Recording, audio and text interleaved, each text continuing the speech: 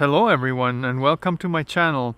Well, today I'm doing something that's getting me out of my comfort zone, to be honest with you.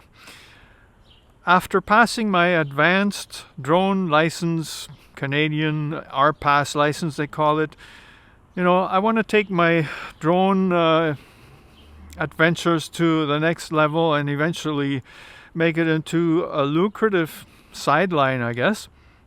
And in order to get there, I have to fly missions that require me to ask some people for permissions and stuff. To help me do that, I'm using flight plans created with Drone Pilot Canada. So today, I'm off to Bonnie Doon Mall, where the new LRT tracks pass by, and there are two intersections there that have seen collisions between the train and some car. So that for me is reason enough to go there, try to, excuse me, get some footage of these intersections, and perhaps I could show you better what the problem might be, and maybe we could discuss this in a future video. But right now it's all about me going out there, getting permission to fly, hopefully fly that mission, and then come back and tell you how it went. So I'm on the location. The parking lot's perfect right now. There's not much going on here. I don't really see a problem, and I could probably get away with not asking anyone. By the time they'd even know what I'm doing, I'd probably be done. However, there's always a chance that perhaps somebody's gonna walk up to me and ask me what I'm doing. Do you have permission? What if it's a cop? At least in that case, I can say, look, I got a flight plan here. I asked them for permission, and it's all good.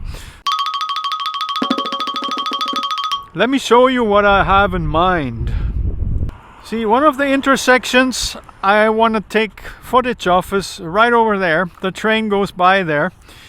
The challenge, of course, with this is I got this high-rise building here, and then there's also a cell tower right over there that I have to kind of consider. On the other side of me, there's another intersection where the same problem happened, like a car is, collided with a train, and they're so close together that I can take off from here and get footage of both of these intersections, and hopefully we can catch a train going through there.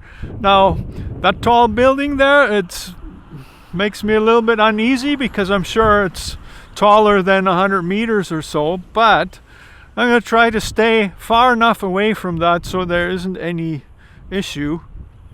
And other than that, well, there is nothing here that is taller than, say, 20 meters or so. So it should all be good. So this video is absolutely not going the way I thought it would.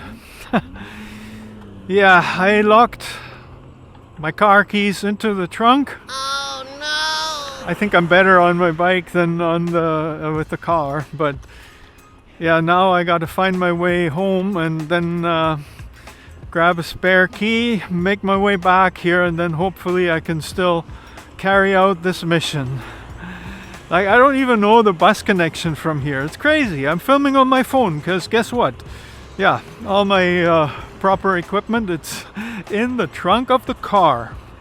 So I will see you once I figure all this out. Like, my flight plan here, the timing is going to be totally off, but I'm still hoping I'll be able to do this. And yeah, maybe there's actually better places to take off, like this church parking lot over there. That's not city property. Like, maybe I don't have to ask anybody because nobody there.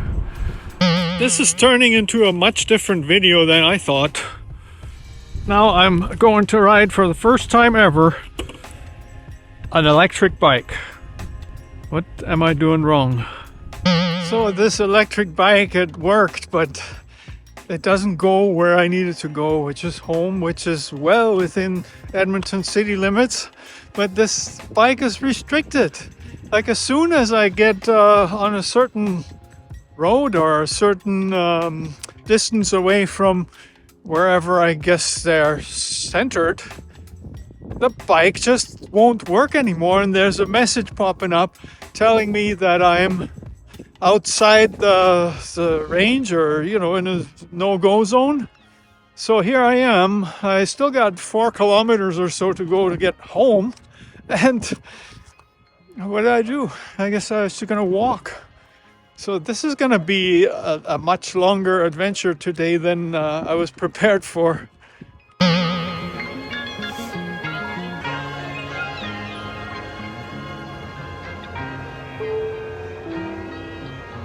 Next stop, Coliseum Station.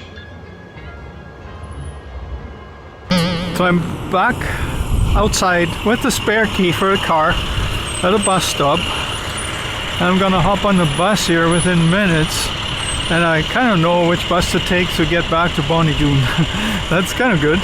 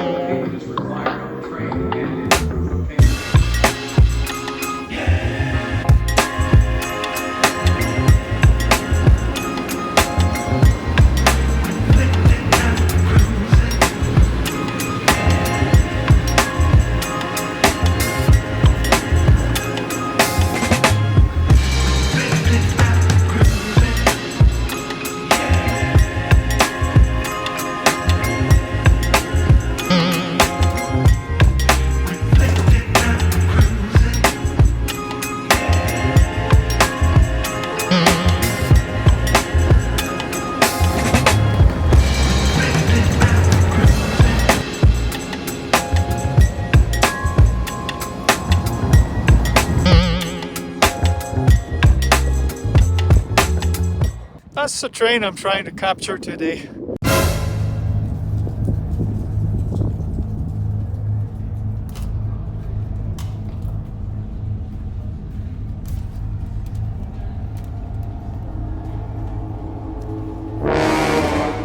Yeah, I just talked to security, and he's getting somebody involved with mall administration. And I guess that means that they're gonna talk to me and maybe give me the okay.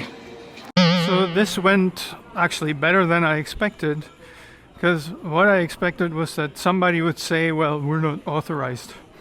But the lady who's the general manager actually took a copy of my pilot certificate, and so I have the permission. I told her I'd be about a half hour and the whole thing would be done. So let's get to work. So now the real challenge begins. It's actually quite windy here. We have winds of about 22 kilometers or so sustained, but I'm at the north end of this part that I want to film. So I'm going to fly it south into the wind, then coming back with the wind. And I know my drone is capable of withstanding those winds. So we're going to start the flight. We got everything set up. I went through the checklists. That is all set up. We're good to go.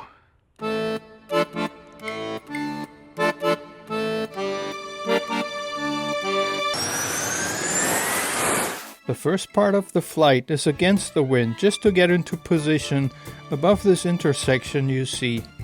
Now we're turning around to get a better view of the train once it's coming.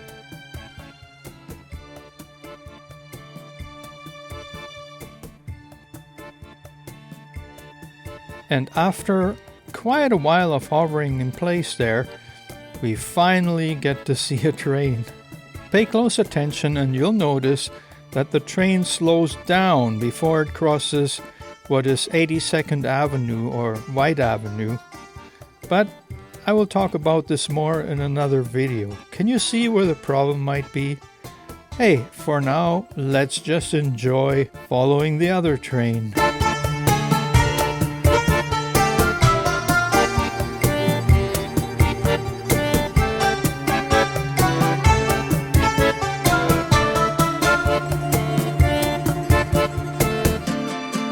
This, my friends, is another stretch of the Valley Line LRT, and I think you've seen it here first. This train never carried any passengers yet. It is just being tested, and here it is heading in direction downtown.